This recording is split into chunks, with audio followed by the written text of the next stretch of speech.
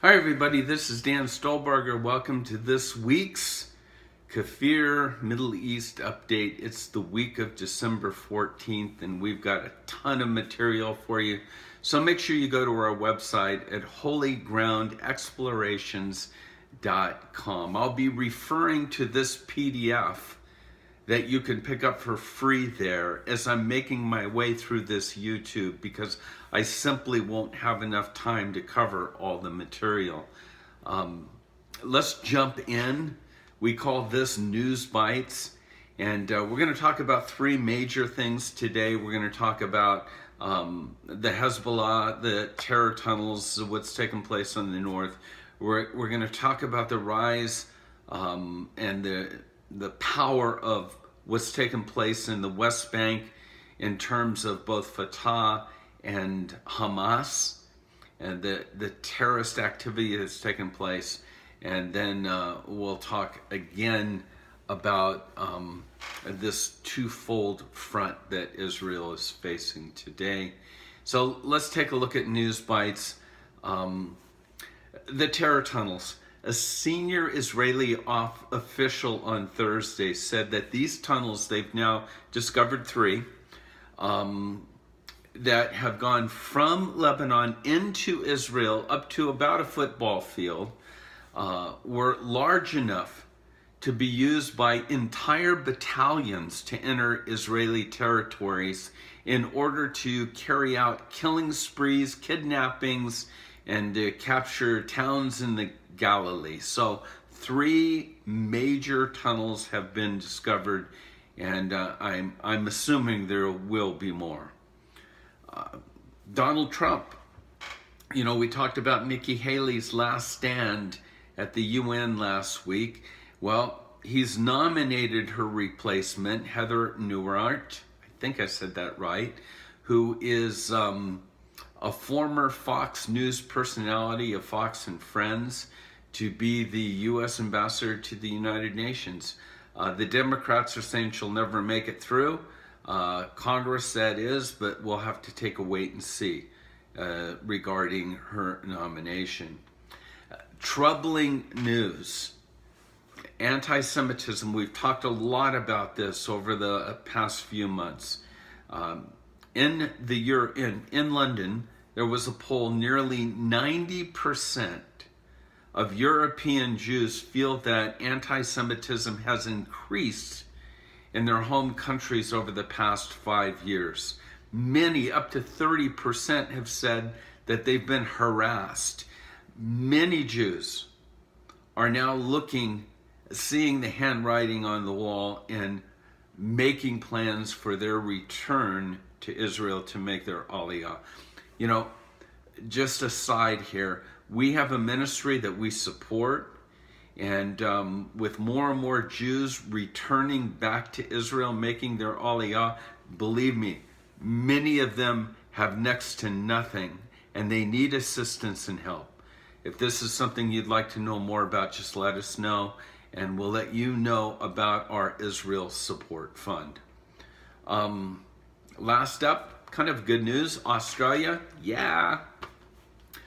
the government of Australia is reportedly set to formalize its recognition of Jerusalem as being the capital of Israel. However, they won't be moving their embassy right away due to cost concerns, but they are now on record of saying, when we can, we will, and we declare Jerusalem to be the capital of Israel. Good on you, mates. All right, now let's take a look at what's transpired in the Middle East. First of all, let me take you back into October, where there was a brutal terrorist attack in the Barkin Industrial Park. Ashwar Nawala, 23-year-old Palestinian, worked with Israelis. This is a joint effort, Palestinians and Israelis. And he tied up two of his co-workers and shot them execution style. He's been on the run since. And if you know anything about Israel, if you try to track all this, they put a gag order in, And you don't hear anything until what we just heard this week. He was neutralized in a gunfight in Nablus in northern Samaria, where he was being protected and hiding out. So just for the record, this is now been taken care of. And I think that's important for us to know, because many people wonder, whatever happened? Did they catch this guy or whatever? And yes, they have. Now let's talk a little bit about these terror tunnels. Because Nasrallah, who's a big mouth to begin with, because there hasn't been any real reaction from the Hezbollah concerning the discovery of these terror tunnels, which is very uncharacteristic, one can only assume that it's a shock and it's crippling their Israeli operation. Only Nasrallah's top handful of confidants were aware of the gravity and the breadth and width of these terror tunnels. And with the IDF's technology able to find them now, it's a significant loss for Nasrallah. And so his knee-jerk reaction, and this is what's now taking place, is that Hezbollah has begun to mobilize missiles from Syria to southern Lebanon in a bid to counter what they think is soon to be a potential Israeli strike. Now, I want you to be aware of what we've been looking at over the last couple months. What takes place is that who's behind the scenes of all of this? Iran. Iran has the rockets. They want to ship the rockets to Hezbollah in northern Lebanon. They go through Damascus, and then they're picked up and transported and cross the border. So Israel has now been attacking airstrikes on these transports that usually are outside of Damascus. Now, a few months ago, as you remember, during one of these airstrikes, the Syrians were shooting back, and a Russian plane was taken down, which created quite the chaotic event, and it's put a tension between Putin and Netanyahu. And so in the midst of all this, I want you just to understand what's transpiring. The tunnels have been discovered. Hezbollah's concerned that Israel is going to neutralize them. And so they want more rockets. And so now all of a sudden, here we go again. So stay tuned. I guess that's what the only thing I can tell you. I do find this interesting. You need to read this article on your own. It's in the PDF. It's called The IDF is Calling. You know, we've been on many IDF bases in Israel. And one of the things that I was surprised to hear, keep in mind the IDF is probably the most humanitarian army in the world, but whether it was in Gaza or whether it was in Ramallah or whatever, I've seen the videos, so I know this is true.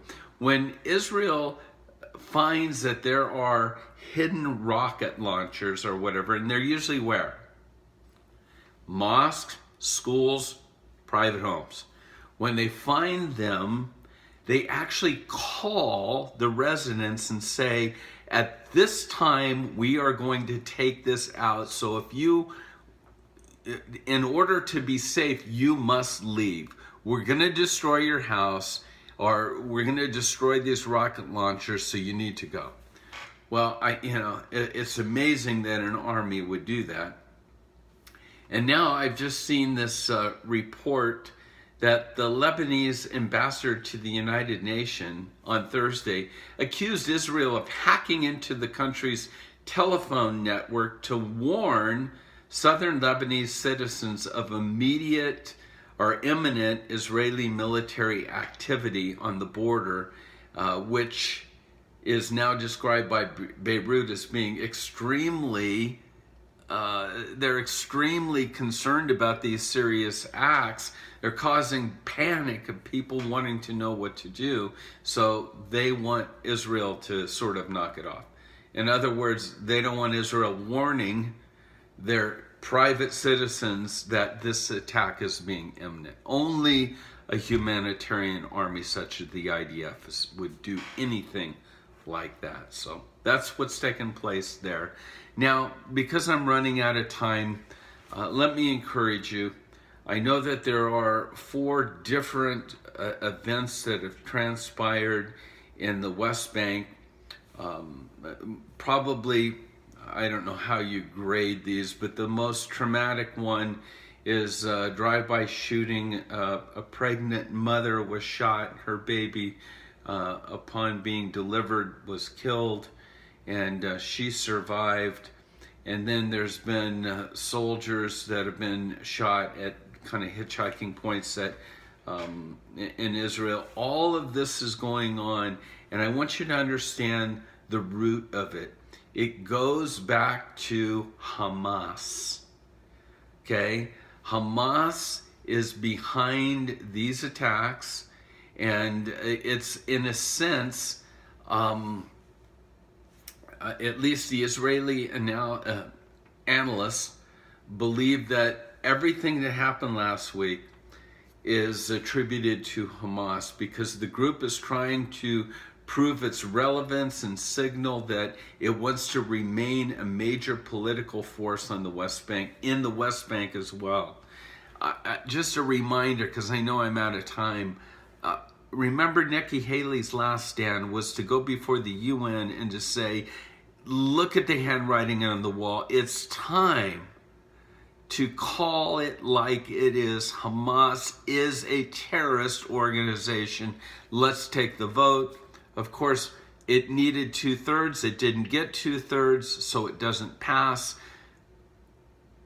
And in reaction to all of that, Hamas is doing all they can to become who they, again, truly are.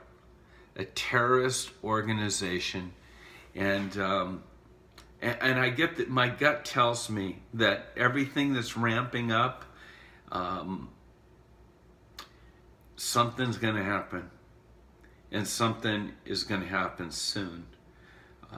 As lovers of Israel, let me encourage you to be praying for the peace of Jerusalem, because it's multi-front now. You've got Hezbollah to the north. You've got, of course, Iran. You've got the whole Iran-Syria corridor. You've got Russia behind the scenes. And now you have Hamas doing whatever they can to create terror. And so, again, let me encourage you, because, as I said, I could just barely touch upon so many of our articles. They're there for you. They're on our website, holygroundexplorations.com. Check them out. And if nothing else, please remember, pray. God bless you. Shabbat Shalom.